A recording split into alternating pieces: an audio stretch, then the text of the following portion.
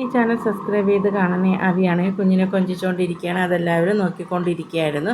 അതിനുശേഷം ദേവയാനിയാണെങ്കിൽ നൂലൊക്കെ എടുത്തുകൊണ്ട് വന്നിട്ട് അബിയുടെ അടുത്ത് നൂല് കുഞ്ഞിന് കെട്ടിക്കൊടുക്കുക എന്ന് പറയുകയാണ്. അതിനുശേഷം കുഞ്ഞിന് നൂലൊക്കെ കെട്ടിക്കൊടുത്തതിന് ശേഷം എല്ലാവരും കുഞ്ഞിന് ആഭരണമൊക്കെ ഇട്ടുകയാണ്. കുഞ്ഞിന് ആഭരണമൊക്കെ ഇട്ടതിന് ശേഷം അബിയുടെ അടുത്ത് ദേവയാനി പറയാണ് കുഞ്ഞിൻ്റെ പേര് വിളിക്കുക എന്ന്. അബിയാണെങ്കിൽ കുഞ്ഞിൻ്റെ പേര് വിളിക്കുന്നുണ്ട്. പേര് അനന്തപത്മനാഭൻ എന്നാണ്. അങ്ങനെ 3 പ്രാവശ്യം അബി കുഞ്ഞിൻ്റെ പേര് വിളിക്കുന്നുണ്ടായിരുന്നേ. അനിയാണെങ്കിൽ ആദർശിൻ്റെ അടുത്ത് പറയുന്നുണ്ടായിരുന്നു കുഞ്ഞിൻ്റെ ഫസ്റ്റ് നെയിം അനന്തൻ എന്നിട്ടത് ഇവ മുത്തശ്ശിനെ സൂചിപ്പിക്കാൻ വേണ്ടിയാണ്, അല്ലാതെ പിന്നെ എന്തിനാ ഇങ്ങനെ പറയുമ്പോൾ ആദർശ് പറയുകയാണ് എന്തെങ്കിലും ആയിട്ട് പോട്ടെ എന്ന്. ആദർശ് അനിയുടെ അടുത്ത് ചോദിക്കുകയാണ് നിനക്കെന്താ വല്ല കുഴപ്പമുണ്ടോ എന്നിങ്ങനെ ചോദിക്കുകയാണ്. പിന്നീട് ജയനാണെങ്കിൽ ചോദിക്കുന്നുണ്ടായിരുന്നു അബിയുടെ അടുത്ത് അച്ഛൻ്റെ പേര് നിലനിർത്താൻ വേണ്ടിയാണോ നീ അച്ഛൻ്റെ പേരിട്ടത് കുഞ്ഞിനെന്ന്. എല്ലാവർക്കും പേരൊക്കെ ഇഷ്ടമായി, എല്ലാവരും സന്തോഷത്തിലിരിക്കുക. അതിന് ശേഷം എല്ലാവരും പറയുന്നുണ്ടായിരുന്നു ഇപ്പോൾ പഴയ പേരുകളാണ് കുഞ്ഞുങ്ങൾക്ക് എല്ലാവരും ഇടുന്നത് എന്ന്. പഴമയ്ക്കാണല്ലോ ഇപ്പോൾ പുതുമ കൂടുതലുള്ളതെന്നൊക്കെ സംസാരിക്കുന്നുണ്ടായിരുന്നേ. അപ്പോൾ ജലജ പറയുന്നുണ്ടായിരുന്നു അവന് അച്ഛനെ ഭയങ്കര ജീവനാണല്ലോ എന്നപ്പോൾ ജയൻ പറയുമായിരുന്നു അത് സത്യമാണ്, ഒരു സമയത്ത് അച്ഛൻ്റെ ജീവൻ എടുക്കുന്ന പ്രവൃത്തിയാണല്ലോ ഇവൻ ചെയ്തുകൊണ്ടിരുന്നതെന്ന്. ഇപ്പോൾ പിന്നെ കുഴപ്പമില്ല എന്നിങ്ങനെ പറയുമ്പോൾ അബി പറയുകയാണ് എൻ്റെ മോൻ ജനിച്ചതിന് ശേഷം എൻ്റെ സ്വഭാവത്തിനൊക്കെ ഞാൻ മാറ്റം വരുത്തിയിട്ടുണ്ടെന്ന് പറയുകയാണ് അബി. അപ്പോൾ നവ്യ പറയണം അവൻ പറഞ്ഞത് ശരിയാണ്, ഇവൻ എന്നെ പ്രസവത്തിന് ഇങ്ങോട്ട് വിട്ടപ്പോൾ അവൻ എന്നെ കാണാൻ വരുമോ എൻ്റെ പ്രസവത്തിന് വരുമോ എന്നൊക്കെ ചിന്തിച്ചിരുന്നു. എന്നാൽ എന്നെ ഇവിടെ കൊണ്ടുവന്നതിന് ശേഷം അവൻ എന്നെ കാണാനും വന്നിരുന്നു, എൻ്റെ പ്രസവത്തിന് എല്ലാത്തിനും കൂടെ നിന്നിരുന്നു അബി.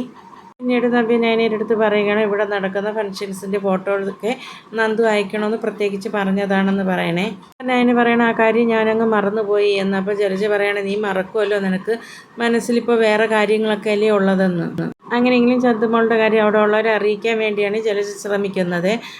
അതിന് ശേഷം എല്ലാവരും ഫോട്ടോ എടുക്കാൻ നിൽക്കുമ്പോൾ നയന ഫോട്ടോ എടുക്കുമ്പോൾ അനിയാണെങ്കിലും പറയുകയാണ് ഞാൻ ഫോട്ടോ എടുത്തേരെ ഏട്ടത്തി അവിടെ നിന്നോ എന്ന് പറയുകയാണ്. ഈ ഫോട്ടോ എടുക്കാൻ പോകുന്നത് ജാനകിക്കാണെങ്കിൽ ഇഷ്ടപ്പെടുന്നില്ല. ജാനകി അത് അജയൻ്റെ അടുത്ത് പറയുന്നുണ്ടായിരുന്നു അവൾക്ക് ഫോട്ടോ എടുത്ത് അയച്ചു കൊടുക്കാൻ നിങ്ങളെ മോൻ എന്താ ഉത്സാഹം എന്ന്. അപ്പോൾ അജയനാണെങ്കിലും പറയുന്നുണ്ടായിരുന്നു ഈ ദിവസത്തെ പ്രാധാന്യം മനസ്സിലാക്കാത്ത നീ വായി തോന്നി ഒന്നും വിളിച്ച് പറയരുതെന്ന്. കുറേ ആയി സഹിക്കുന്ന ജയനാണെങ്കിൽ അനിയുടെ അടുത്ത് ഫോട്ടോ എടുക്കാനൊക്കെ പറയുകയാണ്. എന്നിട്ട് അനിയാണെങ്കിലും മനസ്സിൽ വിചാരിക്കുകയാണ് ആ ഫോട്ടോയിൽ ഞാനും കൂടി വേണമല്ലോ, എന്നെ കാണാനും നന്ദുവിന് ആഗ്രഹം കാണുമല്ലോ എന്ന് പറഞ്ഞിട്ട് ആദർശിനെ ഏൽപ്പിച്ചിട്ട് അനിയും നിൽക്കുന്നുണ്ടായിരുന്നു ഫോട്ടോയ്ക്ക്. എന്നിട്ട് നന്ദുവിന് ഫോട്ടോ അയച്ചു കൊടുക്കാനും നന്ദു ഫോട്ടോയൊക്കെ നോക്കിക്കൊണ്ട് നിൽക്കുമ്പോൾ തുഷാര അങ്ങോട്ട് വരികയാണ്. എന്നിട്ട് നന്ദു ആണെങ്കിൽ തുഷാരയ്ക്ക് ഇപ്പോൾ കാണിച്ചു കൊടുക്കുകയാണ് കണ്ടു അനന്തപത്മനാഭനെ എന്ന് പറഞ്ഞാണ് കാണിച്ചു കൊടുക്കുന്നത്. മുത്തശ്ശൻ്റെ പേര് അനന്തമൂർത്തി എന്നാണ്, മുത്തശ്ശനെ സൂചിപ്പിക്കാൻ വേണ്ടിയായിരിക്കും കുഞ്ഞിന് ഇങ്ങനത്തെ പേര് അബിയേട്ടൻ ഇട്ടതെന്ന് ഇങ്ങനെ പറയണം. എന്നിട്ട് എൻ്റെ അച്ഛനെയും അമ്മയും ചേച്ചിമാരെയൊക്കെ നിനക്ക് മനസ്സിലായോ എന്നൊക്കെ ചോദിക്കുകയാണേ.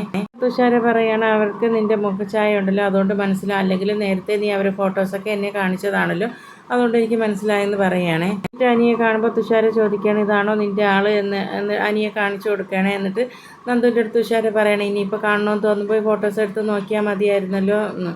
അനിയുടെ ഫോട്ടോസ് വേറെ എൻ്റെ ഫോണിലുണ്ട്, പക്ഷേ ഞാൻ അനിയെ പരമാവധി എൻ്റെ മനസ്സിൽ നിന്ന് ഒഴിവാക്കാൻ വേണ്ടിയാണ് ഞാൻ ആ ഫോട്ടോസൊന്നും എടുത്ത് നോക്കാത്തത് എന്നിങ്ങനെ പറയുമ്പോൾ തുഷാര പറയുകയാണ് സ്നേഹിക്കുന്നതിനൊക്കെ ഒരു സുഖമുണ്ട്, നീ അതുകൊണ്ട് ഒഴിവാക്കിയൊന്നും വേണ്ടെന്നൊക്കെ സ്നേഹത്തെക്കുറിച്ചൊക്കെ തുഷാര പറഞ്ഞു കൊടുക്കുകയാണ്. നീ അനാമികയും തമ്മിലുള്ള ബന്ധം ഡൈവേഴ്സിൽ നിൽക്കുകയാണെങ്കിൽ പിന്നെ നീ അനിയെ വിട്ടുകൊടുക്കരുത് എന്നൊക്കെയാണ് തുഷാര പറഞ്ഞു കൊടുക്കുന്നത്, അനിയെ നീ സ്വന്തമാക്കണമെന്നൊക്കെ.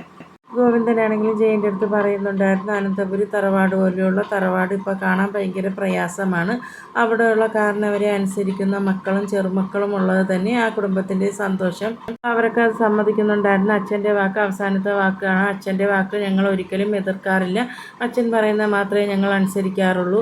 ഓടി വന്ന പെൺകുട്ടികളുടെ വാക്ക് കേട്ട് വീട്ടിലുള്ളവരെ തള്ളിക്കളഞ്ഞിട്ട് ഞങ്ങൾ വേറെ താമസിക്കാറുമില്ല, അതാണ് ഞങ്ങളുടെ കുടുംബമാഹാത്മ്യം, അച്ഛൻ്റെ കാഴ്ചവട്ടിൽ ജീവിക്കുന്നതാണ് ഞങ്ങളുടെ സന്തോഷം എന്നൊക്കെ അവരതിനെക്കുറിച്ചൊക്കെ സംസാരിക്കണം. പിന്നീട് ദേവയാനിയാണെങ്കിൽ ജലജയുടെ അടുത്തും ജാനകിയുടെ അടുത്തും പറയാണ് വരുന്നതിന് മുമ്പ് രണ്ടുപേരുടെ പറഞ്ഞതാണ് ഇവിടെ വന്ന് ചന്തുമോളുടെ കാര്യമൊന്നും പറയരുത് എന്ന്. അത് പറയാനുള്ള എന്തൊരു തിടുക്കാണ് രണ്ടെണ്ണത്തിനും എന്നിങ്ങനെ പറഞ്ഞുകൊണ്ട് നിൽക്കുമ്പോഴാണ് നയനയും കനകയും കൂടി അങ്ങോട്ട് വരുന്നത്.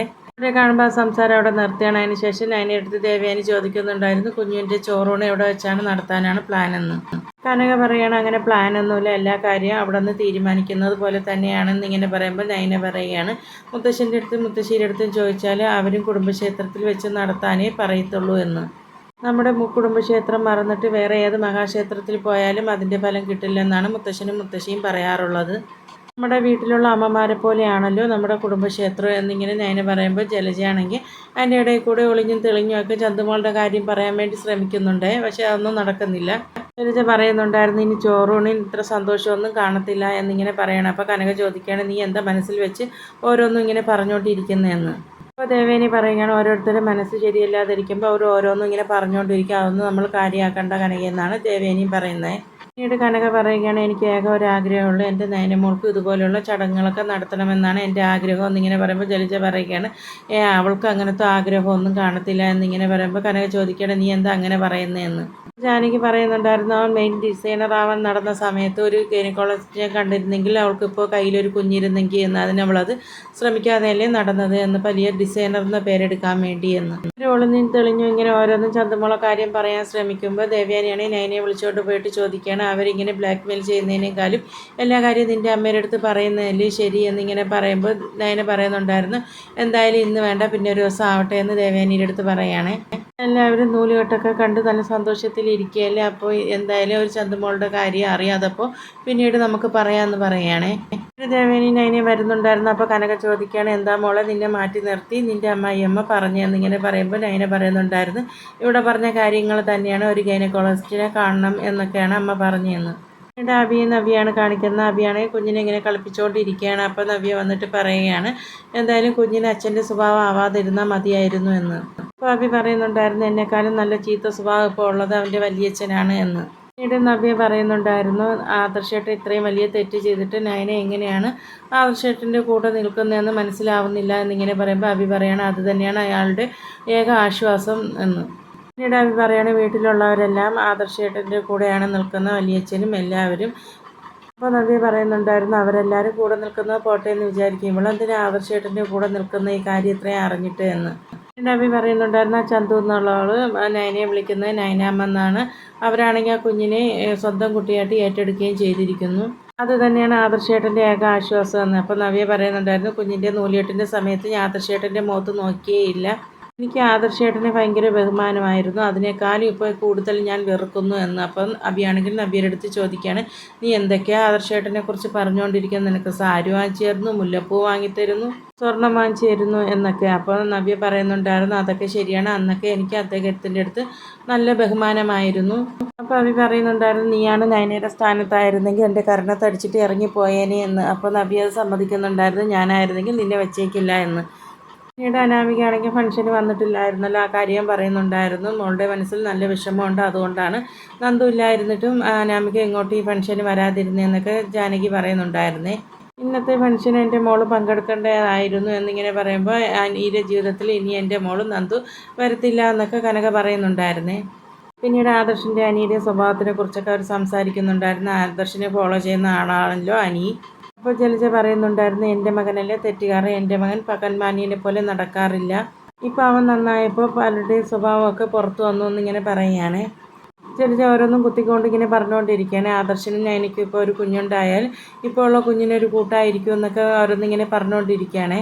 എന്നിട്ട് ജലജ പറയുന്നുണ്ടായിരുന്നു എൻ്റെ കൊച്ചുമാൻ്റെ കാര്യമാണ് ഉദ്ദേശിച്ചത്, അല്ലാതെ അവിടെ വേറെ ഒരു കുഞ്ഞും ഇല്ല എന്ന്. ഇവിടെ വേറെ കുഞ്ഞില്ലാത്ത കാര്യം എനിക്കും അറിയാമല്ലോ എന്ന് കനകയും പറയുന്നുണ്ടായിരുന്നു. അതിനുശേഷം അഭിയാണെങ്കിൽ കുഞ്ഞിനെ എടുത്തുകൊണ്ട് കൊഞ്ചിച്ചുകൊണ്ട് വരികയാണ്.